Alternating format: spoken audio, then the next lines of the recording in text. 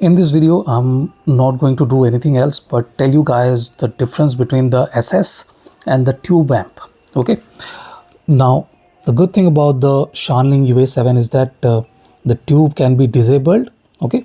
This is play pause. Just to enter the menu, you hold this button. Okay. And press again, on and off. It's very simple. It just stops the music for a small fraction of the second and resumes in its own. You do not need to do anything else. But the biggest question here is that what are the differences? What are the differences between the solid state and tube amplifiers? Okay.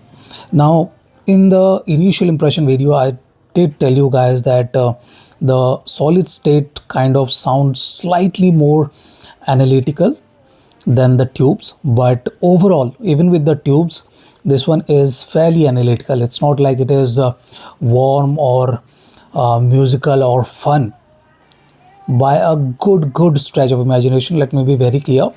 If you are coming from a Shanling UA5, this is going to be a bit too much analytical for you.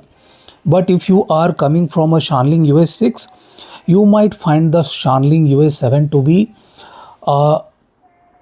upgrade in the same direction. Okay, for someone who is coming from a Shanling UA3 or UA5, this upgrade, even though is a proper upgrade when it comes to power and technicalities and resolution, definition, imaging and everything, this upgrade is not exactly a linear one. Okay, it is not warm or smooth or as relaxed as the UA3 or UA5. It is a bit more on the transparent side and slightly more agile with the spectrum, through wide spectrum. Okay, let me be very clear.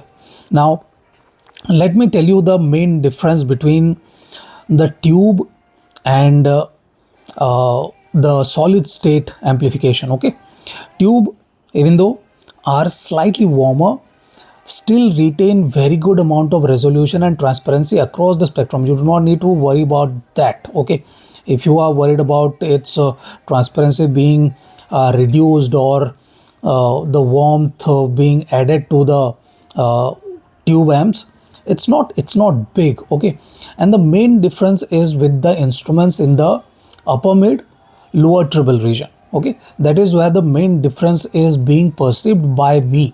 Okay, you might have a slightly different kind of listening capabilities and your perception of the UA7 might be slightly different from me, but for me, I felt that the main difference is with the upper mids and lower treble region. That is where the main difference is at.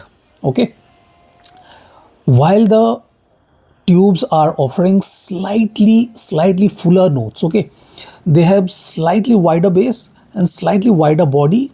They are precise at the finishing point, at the peaks, and slightly less sharp. Okay, I'll use that word sharp here. Okay, because this one is not trying to hold back when it comes to the resolution and definition. With the SS amplification, what we are getting is a bit more precise note presentation. Okay, they do not have wider basses and they do not have wide enough body, and the peaks of the notes are slightly more elongated.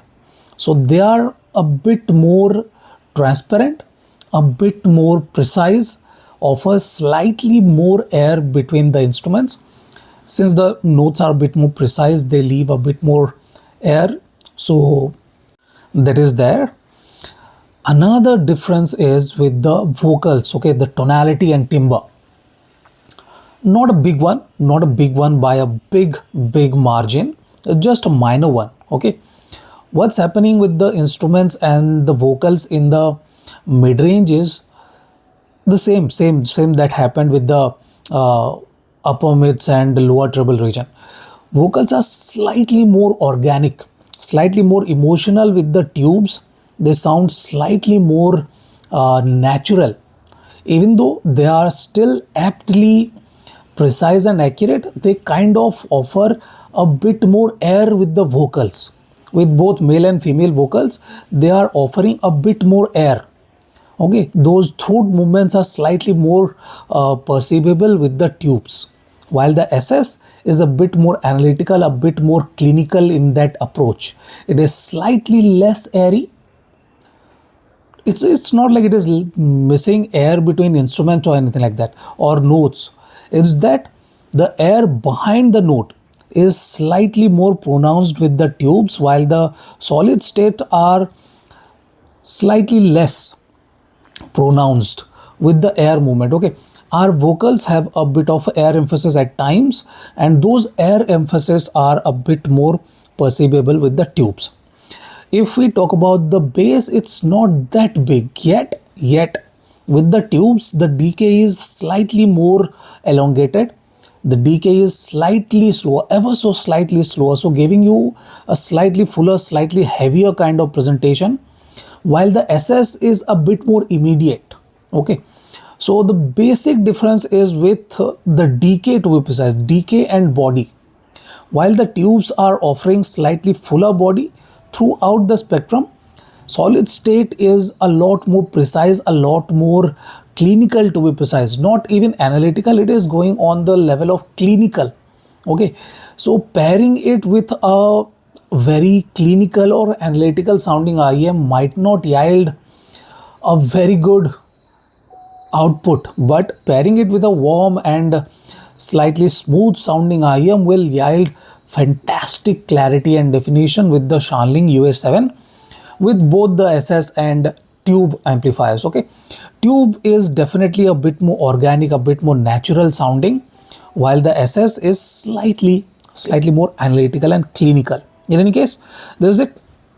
This is my, I'll say, initial impression of Shanling UA7 tube and solid state amplification comparison.